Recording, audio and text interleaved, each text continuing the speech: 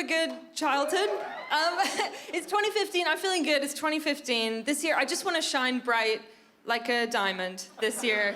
It's all I want. But I feel I'm in a weird year. I just got out of a long-term relation.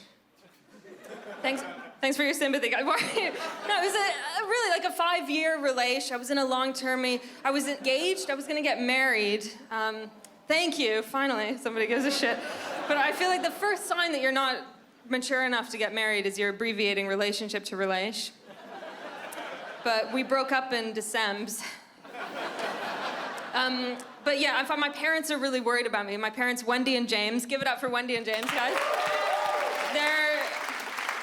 They're the best, guys. But they're really, I visited them. I'm from Toronto, but I live in England, and I visited them on the way here. They're extremely concerned. My mom is always worried anyway, that's just her state of mind. Like the sentence, for real, that she says more than any other sentence in the English language is just, oh my God.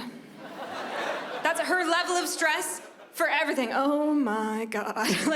I'm constantly on the phone to her in England, and she's like, how's the weather in London? And I'm like, oh, it's fine, actually. It's pretty nice. It's a bit muggy. Oh my God. You're gonna get spores in your lungs. That's what she thinks. She's very worried about me being single. She's very concerned. And I was engaged to a woman. You'll be shocked to hear. But she very sneakily, my mom, last time I visited, she broached the subject, and she was like, we're all very sad, but have you thought about switching it up? She was like, but I was like, okay, first of all, sneaky, Wendy, but also, sure, yeah, I really like men. I've dated an eclectic group of very lucky men. I went out with this guy when I was 13 called Ian Peach. Do you guys know Ian Peach?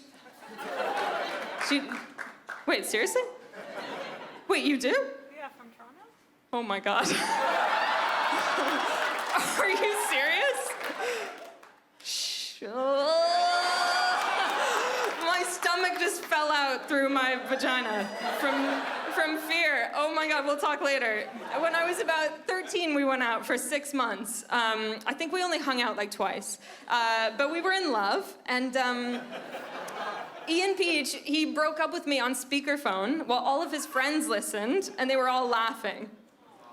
Thank you. 90% of you were like, yeah, fine, that seems normal. That's how we break up with people. No, it was the harshest breakup. And he was playing our song over speakerphone. He got a CD player and was playing our song, which was Aerosmith's Don't Wanna Miss a Thing. That was our song because we slow danced to it at a party and he got a semi. So that was our song. And I'm very proud of that fact.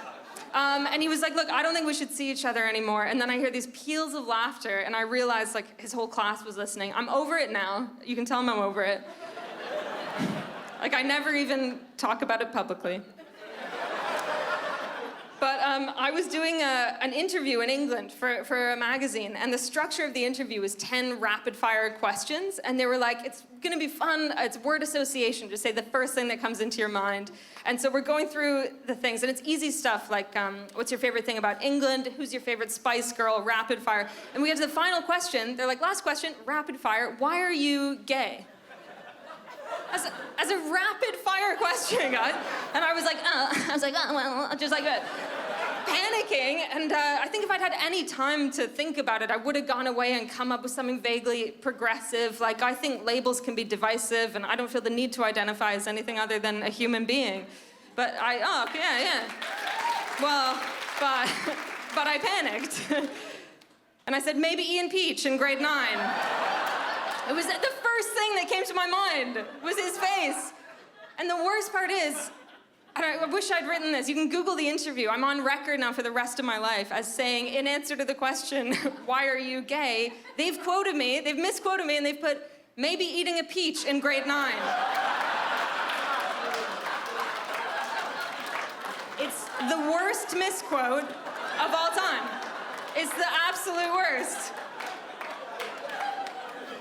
And then the worst part is that my mom, Wendy, has a Google alert set up. You know, you can set up on Google an alert where if keywords come up, you get an email. So my mom has one set up with my name. So Wendy got an email with that interview, and then I got a phone call oh my God. She's like, is it true? She was like, I don't understand. We gave your brother the same peaches. You guys have been so nice. I've been May Martin.